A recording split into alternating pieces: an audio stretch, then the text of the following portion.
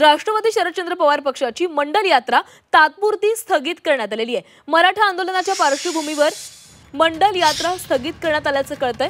9 August पासून ही मंडल यात्रा सुरू करण्यात आलेली होती।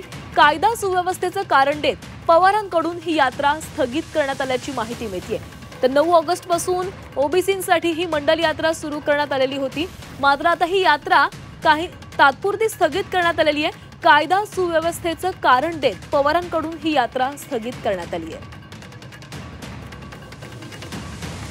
सध्या मुंबईमध्ये मराठा आंदोलन सुरू आहे। मराठा आरक्षणासाठी हे आंदोलन सुरू आहे आणि त्याचमुळे की काय ही आता राष्ट्रवादी शरदचंद्र पवार पक्षाची मंडल यात्रा तात्पुरती स्थगित करण्यात आल्याचं कळतंय।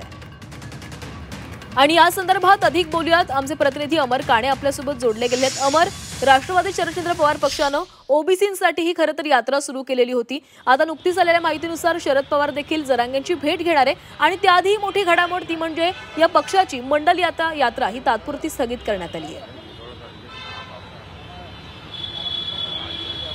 नक्कीच अतिशय महत्त्वपूर्ण अशी अपडेट आहे। राष्ट्रवादी शरदचंद्र पक्ष पवाराची मंडल यात्रा जी होती ती नागपुरातून सुरू झाली होती आणि आता ती स्थगित झाल्याची माहिती आहे। आपण राष्ट्रीय ओबीसी महासंघाची याच्याबाबत थेट प्रतिक्रिया जाणून घेऊया।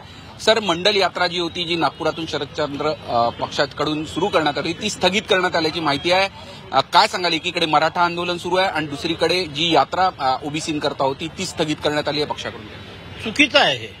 खरं म्हणजे कसं आहे की जेव्हा आता ओबीसी समाजाला जागृत करण्याची वेळ आलेली आहे, स्वतःच्या संविधानिक अधिकाराचं संविधानिक आरक्षणाचं रक्षण करण्याची वेळ आलेली आहे, अशा परिस्थितीमध्ये जनजागृती करण्याचं काम सोडून ती यात्रा स्थगित करणं म्हणजेच ओबीसी समाजाचं मनोबल खच्चीकरण करणे येतो की ओबीसी म्हणजे यामागचा उद्देश ओबीसी समाजाचं काय म्हणतो त्याला आपण की मनोबल वाढवू नये, ओबीसी समाज जास्तीत जास्त संख्येने रस्त्यावरती येऊ नये आणि छुप्या रस्त्याने हात मिळवणी करू अशा प्रकारची यात्रा थांबवणं याचा मी निषेध करतो।